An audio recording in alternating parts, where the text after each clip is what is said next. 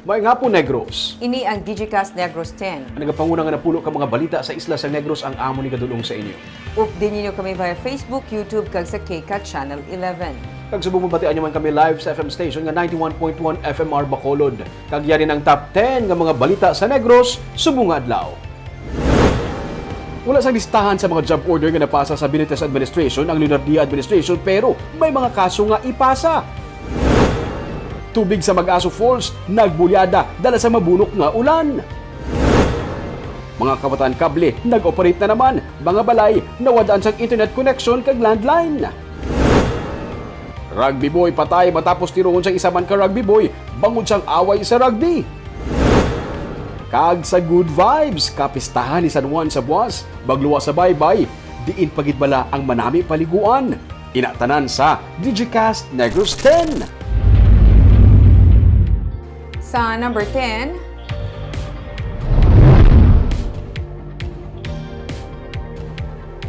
Trenta'y-otso sa 45 ka mga psychology graduate sa Carlos Hilado Memorial State University sa Talisay City ang nag-graduate with Latin honors.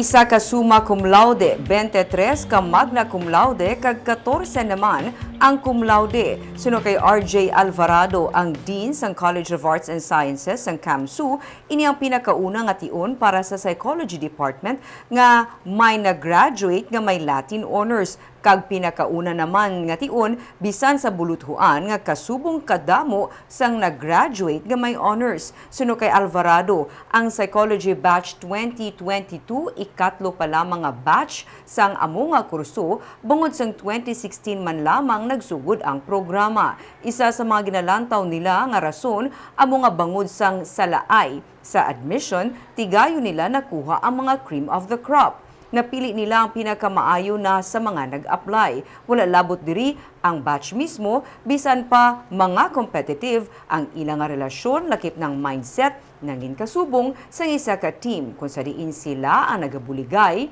paagi sa mga group study. Ka-stringent pala ang admission process pala. Okay. Very stringent. So ang mga applicants are mostly cream of the crop. So maybe that is one factor. As dumudamo ang apply, you can really choose the best that ang ilang batch set aside the comparator ng mga kompetensyahanay, and they really help each other with regard to their process.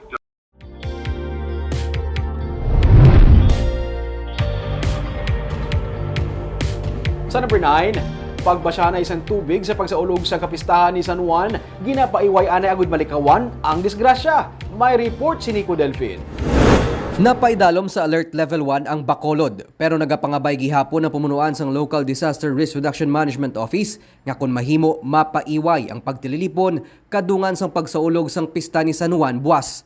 Suno kay Eunice Siocon, pamuno sang Research and Planning Division sang DRRMO, ilaman gina-discourage ang naandan nga basyahan isang tubig, ilabi na sa mga dalanon agud mapaiway ang mga disgrasya kag tungod nagapadayon pa ang COVID-19 pandemic. So sometimes gapaminsan kita nga dawala na pero hindi tambi mapakta ng impact ng virus sa lawas ng tao.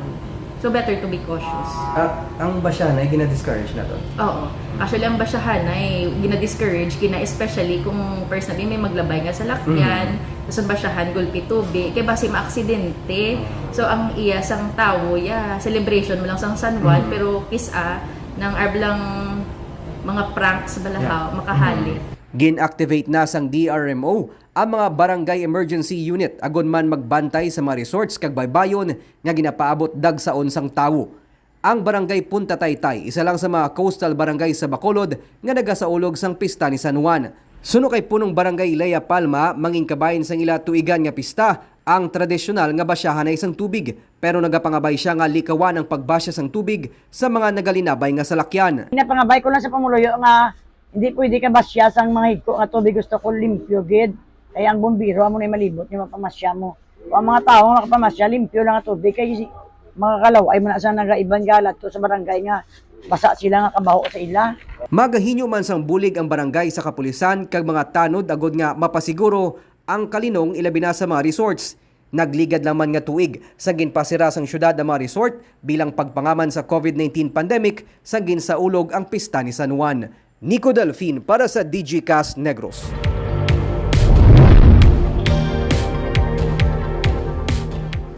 Sa number 8, mga 700 million pesos ang ginapaabot magabuhin sa 2023 nga National Tax Allotment para sa Negros Occidental.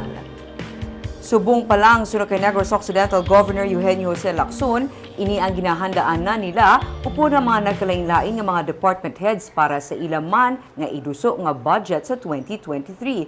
Subong pa lang sunod kay Lacson, ila na nga ginatutukan labi na ang mga cost-cutting measures nga ipatuman. Kasubong man ang pagpatud kundiin nga bahin sa ilang nga operation ang maapektuhan sang budget cut.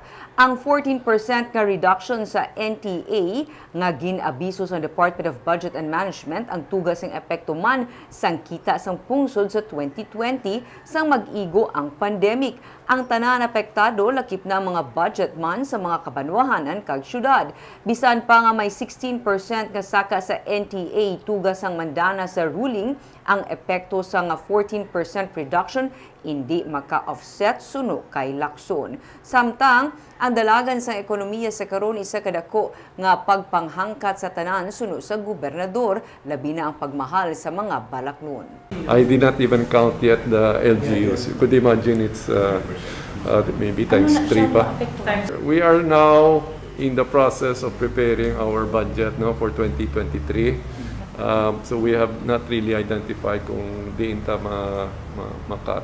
But definitely the different departments have already been alerted of this scenario that will happen because of already the 14% reduction, which was already given, which was already advised by DBM all throughout the country.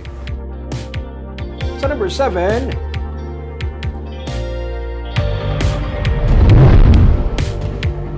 isa ka mananagat nga mahimo na igo sang kilat ang nasapon nga patay. Nasapon nga patay sa Martes ang isa ka mananagat sa baybayon sa barangay Bulanon sa syudad sang Sagay. Ang biktima nga si Ernesto Baynas ang nasapon nga nagahigda sa iya nga bangka sa tunga sang lawod kag patay na. Suno sa PNP, nakita nga may mga sunog ang pangpaidalom nga panapton sang biktima kag may nasunog man nga parte sang iya nga bangka. Nagapati ang pulis nga mahimo naigo ini sang kilat nga amo ang iya nga ginkamatay.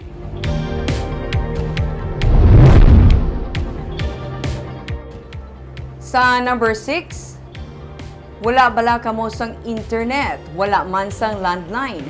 Base isa kamo sa mga nabiktima sang mga kawatan sang kable nga nag-operate kaina sang kaagahon sa Barangay Takuling sa Bacolod City. May report si Romeo Sobaldo. Sa CCTV footage, isa ka balay sa Zircon Street sa City Heights Subdivision sa Barangay Takuling sa Bacolod City, makitang ini nga lalaki nga nagataklas pinaagi sa pagbutang sang lubid sa poste kag pagsaka. May nagahulat sa iya sa idalom nga nagabantay. Dugay-dugay na naog siya. Matapos sa 10 ka minutos, balik na naman liwat. Ginpatay pa nila ang suga sa poste sa makita nga may CCTV camera sa lugar. Nakaantepara kag nakamask ang manugtaklas. Nakabugtaw ang tagbalay kag ginguan sila gani nakapalagyo sila nga duha. Makita sa sini nga kahilamunan ang inagyan sang duha sa pagpalagyo. Nabilin pa ang isa ka simagol, t-shirt kag lubid nga ilang ginagamit sa pagtaklas. Sa unhan lang sang among poste sa among mangyapon nga street, may ginpang utod man sila nga mga kable nga nagalaylay na. Ang kable sa siningadalan pakadto sa poste nga ilagin saka amo ang luyag nila nga kuhaon. Sunod sa chief ng Police Station 6 nga si Police Major Leo Estopa, ang saway sa sulod sa mga kable amo ang ginalaga sa mga kawatan kay ila ini nga ginapakilo. Sa muna nga sa mga parts nga aton mga recoveries may mga cables dahil nga compose sa mga copper wires amo na ginasunog nila kag ginapakilo ginabaligya. Kainas ang kaagahon, may gunrespondihan man ang Police Station 6 nga kawatan sa mga kable sa 7th Road sa Puente Bello Subdivision pero nakapalagyo ang mga sospek when na-recover sila nga kable. May monitoring kita kag may naka-inform sa aton nga may allegedly may ginasunog na mga cable wires ang telecom. Kaya kung naging kantuan sa aton nga operatives kag naga-coordinate man kita sa aton nga bantay kable. Natigayon Manila nga ma-identify naulat na lang natin ang personal sang bantay kable for my complaint nila sir kay may recoveries naman. Ila pa ginahibalo kun bala palarehos lang ang sospek sa duha ka mga kinawatay nga kaso. Ila na nga ginistorya ang mga manug-scrap sa palibot kay i-report gilayon sa pulis kung may magbaligya sa mga ginsunog nga mga saway sa ila. Ang scrapan nga madakpan nga nagapamakan sa kinawatan nga mga saway, ang sarangman makasuhan suno sa PNP. Dugang pa ni Estopa, may 4 na sila ka mga kawatan sang kable nga ginpangkasuhan upod bantay kable task force. Bangod sang halit sa mga kawatan, may mga pamalay sa among area nga wala sang internet connection kag landline.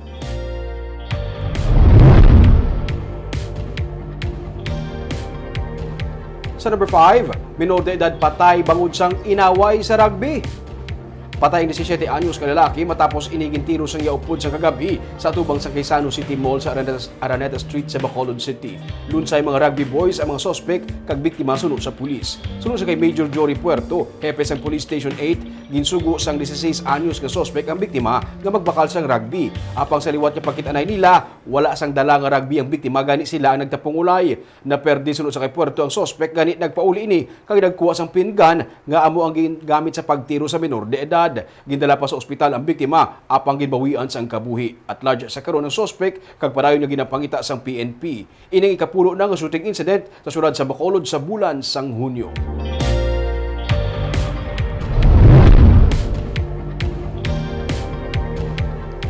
Sa number 4, sangguniang panalawigan sa Negros Occidental ang nagpagwa na sang Resolution of No Objection o kunrono para sa liquefied natural gas power plant nga pagatukuron sa San Carlos City.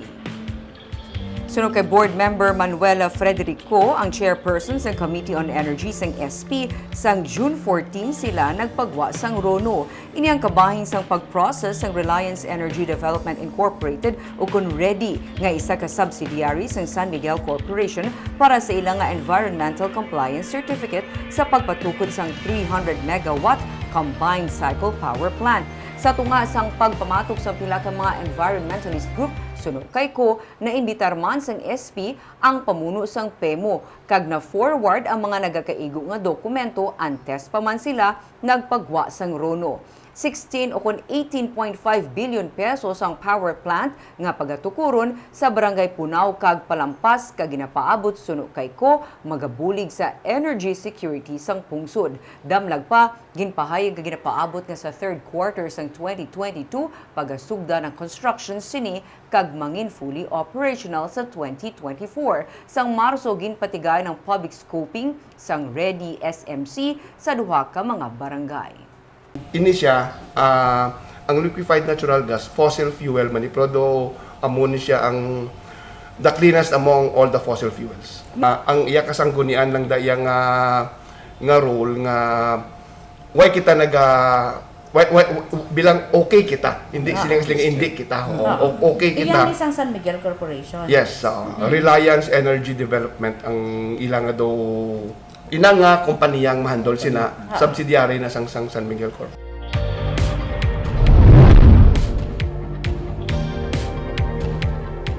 Sa number 3, pagdalo sa tubig sa Mag-Aso Falls sa Kabangkalan City, nakuhaan sang video. Sa video nga kuha ni Pastor Janel Nimeno kahapon sang hapon, makita ang pagbulyada sang tubig sa mismo nga main nga waterfalls sa Mag-Aso. Sa normal nga inadlaw, amo sinang itsura sang waterfalls, blue ang tubig kag matinaw. Pero bangod sang ulan sa kabukiran sang kahapon, dala sang low pressure area nga nagadala sang ulan sa Visayas, nag-amo sini ang kolor sang tubig. Pati ang swimming pool, nasudlan man sang tubig, gikan sa Busay. Wala naman sang iban pa nga tawo nga yara malapit sa Busay, magluwas sa grupo sang pastor. Wala man sa may report nga nalumos kay masami kung malain ang panahon, wala ginatugtan ang pagpaligo sa waterfalls sa posible pagluntad sang baha. Ang iban nga video kuha naman sa sapa sa ibabaw sang Busay. Sa number 2, DC-8 ka crew ang na-rescue matapos madala sa magkusog nga balod kag hangin ang ilang nga fast craft sa Boulevard sa Dumaguete City. Naglabot kahapon sa Rizal Boulevard sa Dumaguete ang isa ka fast craft matapos ini gindala sa makusog nga hangin kag balod. Sa report ng Philippine Coast Guard na ang Clase City Port ang fast craft apang bangod sa makusog nga hangin kag balod dala sang low pressure area na dala ini kag naglabot sa boulevard. Tigayon man nga na-rescue ang 18 ka crew sang fast craft kag wala man sang may nasamaran sunod sa Coast Guard. Wala man sang pasahero ang fast craft sang amo nga tion. Base sa initial assessment sang Marine Environment Protection Unit sang Negros Oriental, wala man sang oil spill nga nagluntad. Padayon man ang underwater inspection sa fast craft. Kag sa numero 1 sa mga balita, subong adlaw.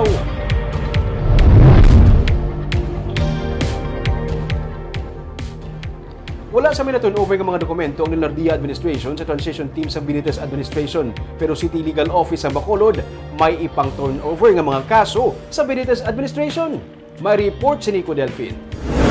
May 33 pa ka mga pending cases sa City Legal Office nga iga-turnover man sang outgoing Leonardia Administration sa incoming Benitez Administration. Kadaman diri mga kaso nga ginpasaka sa mga litigants kontra sa syudad kag mga kaso nga ginpasaka man sang syudad batok sa third party. Suno kay City Legal Officer Attorney Joselito Bayatan na file na nila ang mga pending appeals pero bukas man sila nga magbulig sa pag-orient sa masunod nga City Legal Officer sa incoming administration. Our documents are actually ready na eh. No, galingan mo na eh, to formalize na lang sa turnover, we will do it together na sa with the rest of the departments. In case they need help, attorneys, may mga pending, they need help. Oh, we are always willing to help. It is always for the interest of the city. We will see to it na ang mabulos, hindi mabudlayan. Oh, that is why ang may mga pending appeals to, ginpang arigla na daan ang mga documents. Ginsiling ni Attorney Romeo Carlos Ting Jr., appointed City Legal Officer ni Mayor-elect Albi Benitez, nga kabahay na ini sa ila ginapaabot upod man tani sa mga dokumento nga ila ginayo nga ma-turnover sa pagsinapol kahapon. Nakita mo na ang mga cases? Actually, why ko pa nakita mo na ganit na gano'n ko kay Atty. Bayatan na makakagtog ko, makabisit ko sa office para at least may idea na ko kung ano ng mga pending cases. Kung why pa kakasugod, may ara na sa lublion. Actually, kung abogado ka, manad ka na magsubli sang kaso. Ang katapos ang interim transition team ni incoming Mayor-elect Benitez ang natingala kung nga wala ginhatag sang transition team ni outgoing Mayor Leonardia ang mga ginhinyo nila nga mga dokumento halin sa mga city department sa ila pagsinapol sa Bacolod City Government Center kahapon. Si Anay Councilor Cesar Distrito ang luyag kung tani makita ang listahan sa mga job order casuals sa idalom sang Leonardia Administration. Iniagod man mapatod kon pila pa ka mga GOs ang ginakinahanglan sa pagsugod sa panangakuan ni Benitez. Although generally they're cooperative, but insofar as the issue of casuals, nang hindi kita kakuha sa injakto. Saan ubraw nyo, kantuon nyo ka na department na? That is what they're saying, but we will just wait. If we cannot get the copy officially at this point in time, because sila pa man ang ara sa buong sa posisyon. Plano ni re-elected Congressman Greg Gasataya, pamuno sang interim transition team, nga sila na lang makuha sa mga dokumento sa tagsa ka mga department. Nico Delfin para sa DGCast Negros.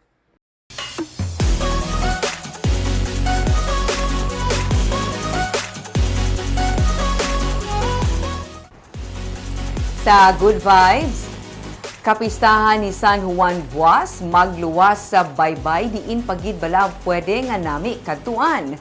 Yari ang suggestions ni Romeo Subaldo. Kung nainitan ka sa baybay, kagusto mo yung mabugnaw nga tubig, pwede ka diri sa suba sang Kapitan Ramon. Isa-inisa naging popular nga destinasyon sa mga luyag magpabugnaw sang peak sang pandemic, malapit lang abi kag barato. May ara pa sang area kung saan pwede ka makadive.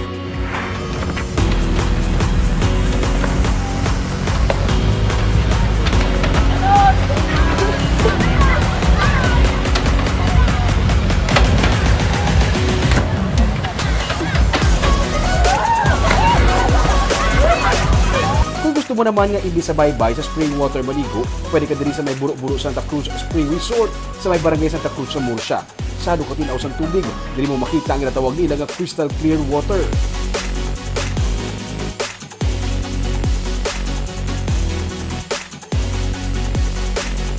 May May mga cottages sa tupad nga pwede maokupar. Pwede kagid makadala sa pagkaon kag pwede man magsugba-sugba.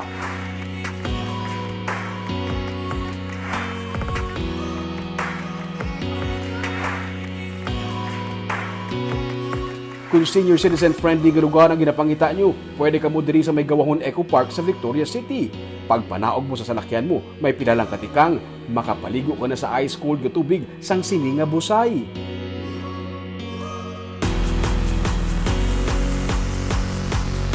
Ang ini nga senior citizen, wala nagakakulbaan sa pagdive.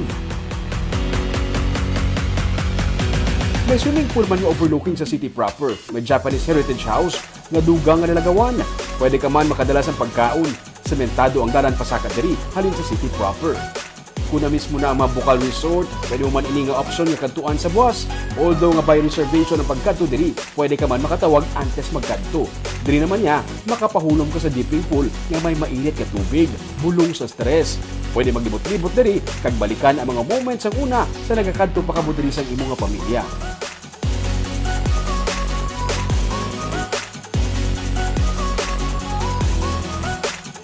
Duha na katuig nga wala makaselebrate sang kapistahan ni San Juan, subong pa lang liwat na bukas ang mga resort humalin sa nagsugod ang pandemic. Sa baybay ka man, sa suba o kung sa bukid, maligo, ang importante, wala mo ginakalipatan kung ano ang kahulugan sang sini nga kapistahan. Barb, 2 years man wala ka celebrate San Juan ng mga tao, kaya nila magpabaybay. Kinanan ming careful lang gid niya syempre. Halong lang yapon. Oo. Pero mo to suggestion tayo di lang baybay, pwede pa yung may ibang nga lugar nga mabugnaw. Magpaligo Para di ba? maginutok sa baybay. Kag Ming aton man gina-congratulate Ming ha, 38 out of 45. Mahuya ta sa ila. But of course, gina-congratulate niya ang tanan Tanan. gid yan. Tigay nakagraduate. Congratulations. Kag, amoy itong mga balita sa Negros, subong nga adlaw. Kay man sa panahon karon importante nga maihibalo ka sa nagakatabo sa imo nga palibot. Pero dapat balanse kag eksakto ang mga impormasyon. Padayon kami nga magapangalagad sa Negrosanon. Ako si Barbara Mijares. Tubtub sa buwas, ako naman si Romeo Subaldo, mayong hapon.